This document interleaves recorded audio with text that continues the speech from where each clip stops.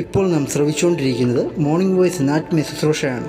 ഇന്ന് ദൈവവചനത്തിൽ നിന്നും കർത്താവിൻ്റെ ദാസൻ ഡേവിഡ് പി ഐസക് ഗുജറാത്ത് ധ്യാനചിന്തകൾ പങ്കുവയ്ക്കുന്നു.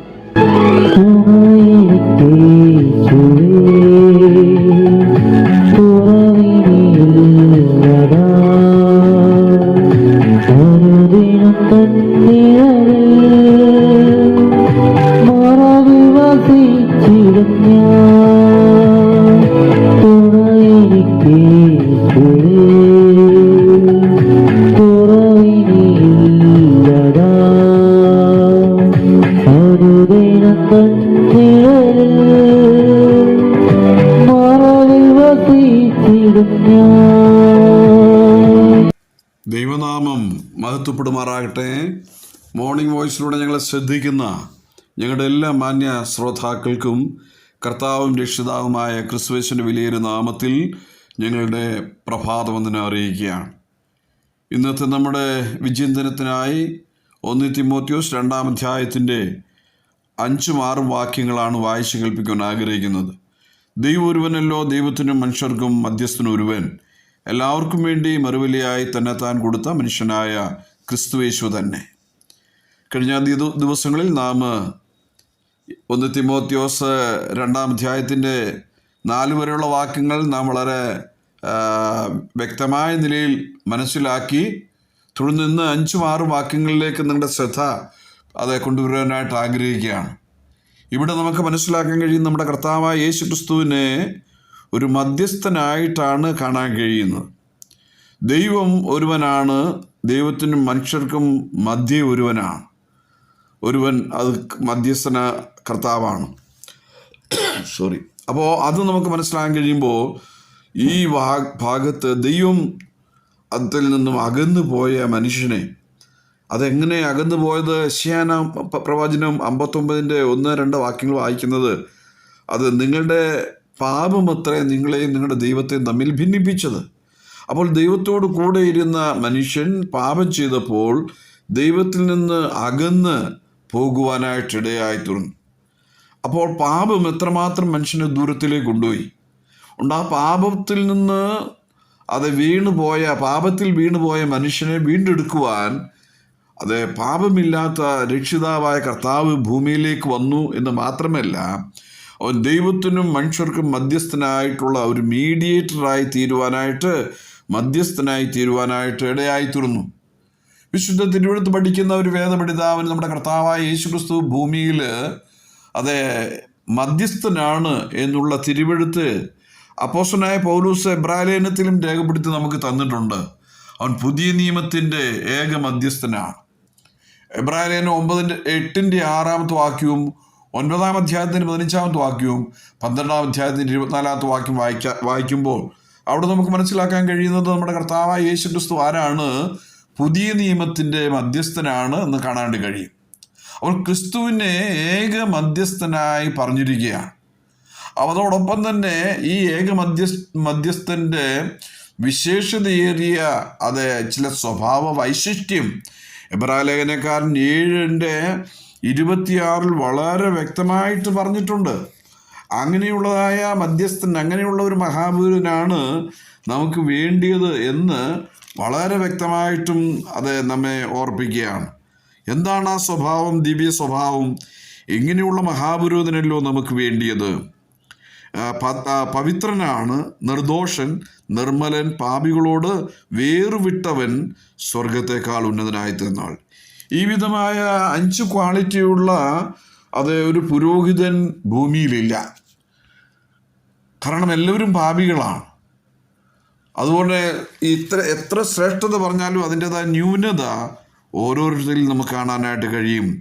അപ്പോൾ ഈ പറഞ്ഞതായ നിർദോഷനെന്നോ നിർമ്മലെന്നോ പാപികളോട് വേർവിട്ടവനെന്നോ സ്വർഗത്തേക്കാൾ ഉന്നതനായി തീർന്നവനെന്നോ എന്ന് പറയാൻ ഭൂമിയിലെ മനുഷ്യരിൽ ആരിലും നമുക്ക് കാണാൻ കഴിയുന്നില്ല. അപ്പോൾ ഈ 5 ക്വാളിറ്റിയും ഒരുമിച്ച് സമ്മേളിച്ചിരിക്കുന്ന ഒരു വ്യക്തിപ്രഭയാണ് നമ്മുടെ കർത്താവായ യേശു ക്രിസ്തു. അതുകൊണ്ട് അവനെ നമ്മുടെ ഏക മധ്യസ്ഥനാണെന്ന് മാത്രമല്ല, വിശേഷതയേറിയ വാഗ്ദത്തങ്ങളാൽ സ്ഥാപിക്കപ്പെട്ട നിയമത്തിൻ്റെ ശുശ്രൂഷകനാണ് എന്ന് നമുക്ക് മനസ്സിലാക്കാൻ കഴിയും. ആ നിയമത്തിൻ്റെ ശ്രേഷ്ഠത എന്താണെന്ന് വിശദീകരിക്കുകയാണ് ഈ വേദഭാഗങ്ങളൊക്കെ. നമ്മുടെ മഹാഗുരുവിൻ്റെ ശുശ്രൂഷയുടെ വിശേഷത ഞാനിപ്പോൾ വായിച്ചു കേൾപ്പിച്ചല്ലോ. എബ്രായർ 7:26. അവൻ മുഖാന്തരം സ്ഥാപിക്കപ്പെട്ട നിയമത്തിൻ്റെ ശ്രേഷ്ഠത ഇത്ര ബൃഹത്താണെങ്കിൽ ശുശ്രൂഷയും തീർച്ചയായും ശ്രേഷ്ഠമായിരിക്കും, ഒട്ടും കുറവായിരിക്കുകയില്ല. പ്രിയപ്പെട്ടവരെ, ഇത് നാം വിശ്വസിക്കുവാൻ, ഇത് നാം അംഗീകരിക്കുവാനായിട്ട് ഇടയായിത്തീരണം. അപ്പോൾ ഈ ലേഖന പ്രമേയ വിഷയമെന്ന് പറയുന്നത് ക്രിസ്തീയ വിശ്വാസ പ്രമാണത്തിൻ്റെ വിളംബരമാണ്. കാരണം ഒരു കാലത്ത് ബഹുദൈവ വിശ്വാസം നിലവിലിരുന്ന അക്കാലത്ത് അത് മനുഷ്യന് എല്ലാവരും തോന്നിയത് പോലെ ജീവിച്ചിരുന്ന ഒരു കാലഘട്ടമായിരുന്നു. ന്യായാധിപന്മാരുടെ കാലഘട്ടവും അങ്ങനെയായിരുന്നു. ദൈവമില്ലാത്ത കാലഘട്ടം, ബഹുദൈവ കാലഘട്ടം. എന്നാൽ ഇവിടെ വായിക്കുന്നത് ദൈവമേകനാണ് എന്നുള്ള സത്യം അരക്കിട്ട് ഉറപ്പിച്ച് നമ്മെ ഓർപ്പിക്കുകയാണ്. ദൈവമേകനാണ്, രക്ഷിതാവേകനാണ്, ഏക മധ്യസ്ഥനാണ്. ഈ സത്യമാണ് നമ്മെ ഇവിടെ അപ്പോസ്തലനായ പൗലോസ് പറഞ്ഞ് ഓർപ്പിക്കുന്നത്. 1 കൊരിന്ത്യർ 8-ാം വാക്യത്തിൽ അപ്പോസ്തലനായ പൗലോസ് ഈ സത്യം ഒന്നുകൂടെ നമ്മെ ഓർപ്പിക്കുകയാണ്. അതെന്താണ്? അവിടെ നമ്മൾ വായിച്ചു കേൾക്കുന്നത് ഇങ്ങനെയാണ്: അവൻ സകലത്തിനും കാരണഭൂതനും നാം അവനായി ജീവിക്കേണ്ടതും ആകുന്നു. യേശുക്രിസ്തു എന്ന ഏക കർത്താവും നമുക്ക് ഉണ്ട്. അവൻ മുഖാന്തരം സകലവും, അവൻ മുഖാന്തരം നാമുമാകുന്നു. പ്രിയപ്പെട്ടവരെ, ഇവിടെ വായിക്കുന്നത് നമ്മുടെ കർത്താവായ യേശുക്രിസ്തു സകലത്തിനും കാരണഭൂതനാണ്. അവനായിട്ട് നാം ജീവിക്കണം, അതിനുവേണ്ടിയാണ്. യേശുക്രിസ്തു എന്ന ഏക കർത്താവും നമുക്ക് ഉണ്ട്. അപ്പോൾ അവൻ മുഖാന്തരമാണ് സകലവും, അവൻ മുഖാന്തരമാണ് നാമും ആകുന്നത്.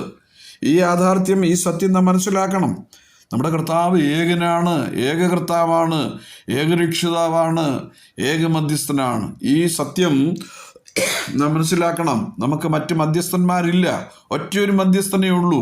മനുഷ്യവർഗത്തിൻ്റെ രക്ഷിതാവായി വന്ന ഭൂമിയിൽ ഏക രക്ഷിതാവും കർത്താവും മധ്യസ്ഥനും നമ്മുടെ കർത്താവായ യേശുക്രിസ്തുവാണ്. അതുകൊണ്ടാണ് പത്രോസ് ശ്ലീഹ പറഞ്ഞത് അപ്പോസ്തലപ്രവൃത്തി 4:12 മറ്റൊരുത്തനിലും ശിക്ഷയില്ല എന്ന് പറഞ്ഞാൽ ഈ ആകാശത്തിന് കീഴിൽ മനുഷ്യരുടെയിൽ നൽകപ്പെട്ട യേശുക്രിസ്തുവിൻ്റെ നാമമല്ലാതെ വേറൊരു നാമവും ഇല്ല. അപ്പോൾ ഈ ഏക കർത്താവും ഏക നാമവുമേ മനുഷ്യവർഗത്തിന് രക്ഷയ്ക്കായിട്ടുള്ളൂ എന്നുള്ള കാര്യം നമ്മെ ഓർപ്പിക്കുകയാണ്. അപ്പോൾ ദൈവമേകനായിരിക്കുന്ന പോലെ ദൈവത്തിനും മനുഷ്യർക്കും മധ്യത്തിൽ പലവിധ രക്ഷയില്ല, പലവിധ മധ്യസ്ഥരില്ല. അതുകൊണ്ട് പ്രവൃത്തികൾ കൊണ്ട് നമുക്ക് രക്ഷപ്പെടാനും കഴിയില്ലെന്നുള്ളത് നാം മനസ്സിലാക്കണം. ഇവിടെ ധാരാളം ദേവന്മാരും മധ്യസ്ഥന്മാരും ഉണ്ടെന്ന് ഉള്ള ഒരു ചിന്താഗതി ജാതികളിൽ ഉണ്ടായിട്ടുണ്ട്. ഇല്ല എന്ന് ഞാൻ പറയുന്നില്ല.